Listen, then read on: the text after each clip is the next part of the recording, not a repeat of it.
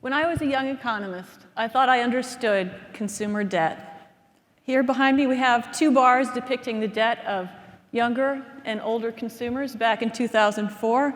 Back then I fit within that younger age group, 18 to 39. I won't say where, but I was in there. And I think I had a typical experience, a somewhat typical experience. I borrowed a bit for college, but not much. College cost less back then. My peers and I, we were borrowing more for cars than for college, as you can see. And the big ticket item for which some of us borrowed was that starter home. When my husband and I decided we wanted to own a home, we pulled together a modest down payment. We were able to get a mortgage, and we got our home. And back then, perhaps those early milestones of adulthood felt more within reach. In our case, we didn't ask our parents for help. We just took on a whole lot of debt. And as you can see behind me, our cohort was taking on a whole lot of debt. At the same time, older Americans were carrying considerably less debt on average. And all of this made a lot of sense to me back then because I'd just gotten out of graduate school where I'd studied the life cycle age earnings profile. And here it is rendered in more contemporary data based on the earnings records of millions of US workers.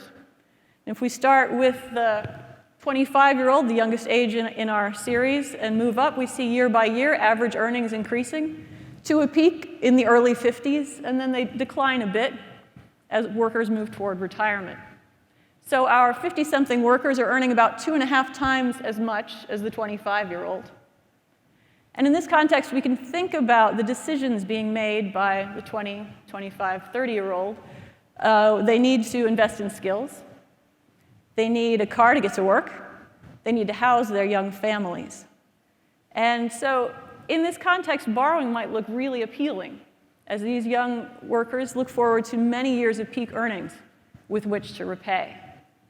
And by the same token, we expect our older workers, our 60 and above, and our retirees to have moved through some peak earning years and hopefully made progress on repayment. Hence, this picture of debt made a lot of sense at the time. But I fear that things may be different for my children. Here are our same debt bars in 2020. As you may notice a few things as you move across from the 2004 to 2020. These bars are adjusted for inflation, so comparable for you.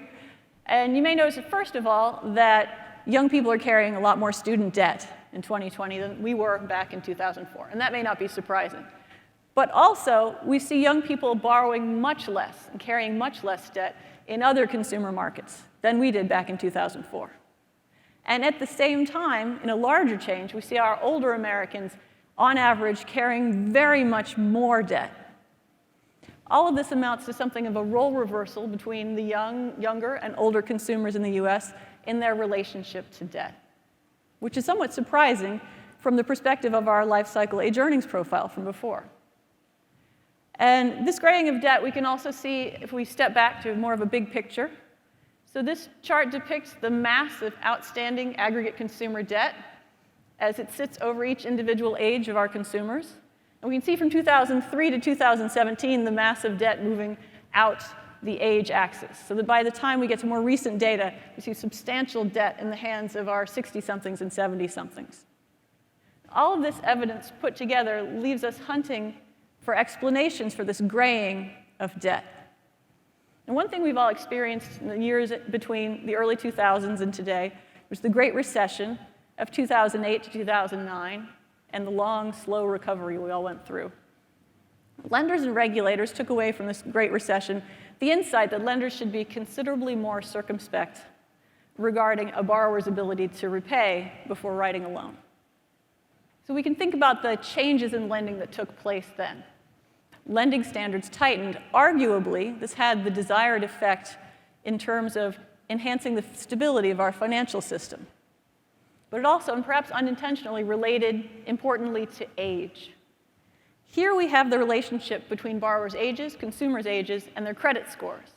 And in our data, we've seen a long-standing type positive correlation between age and credit score. Older consumers just have more experience in repaying loans. They tend to have established more stable income streams, and so they just repay more effectively. So if you think of the lender who has set a credit score floor below which they're not going to write any new loans, and you think of that lender responding to the Great Recession by raising that floor, then you can see that in some markets this will shut out the typical 20-something consumer from borrowing, and perhaps even the typical early 30-something.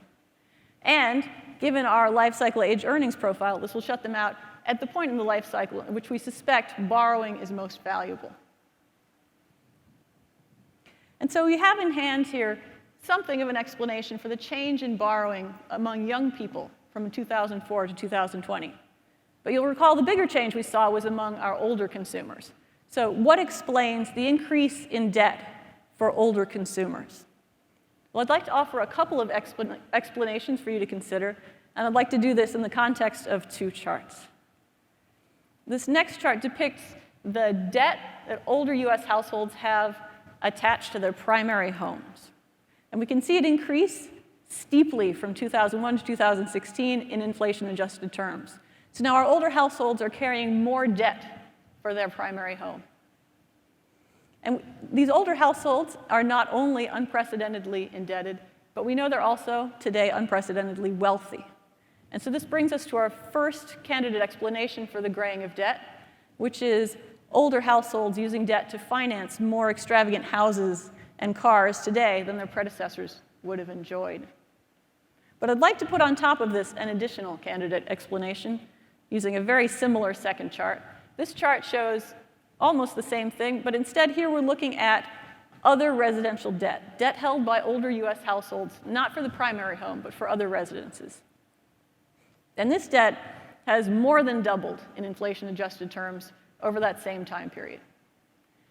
Now, these data tell us about who is paying for the houses, but these are other residences than the primary home. They don't tell us about who is enjoying the houses. And so data like these lead me to begin to think about borrowing to give. And I can explain to you what I mean by borrowing to give from my own context a bit. I currently have a couple of school-age children. By 2030, if everything goes really well, I'll be struggling to pay a lot of college tuition. And that's my best case scenario. Maybe the parent loans for paying for college will help me out then. By 2040, I hope my kids will be thinking about starter houses.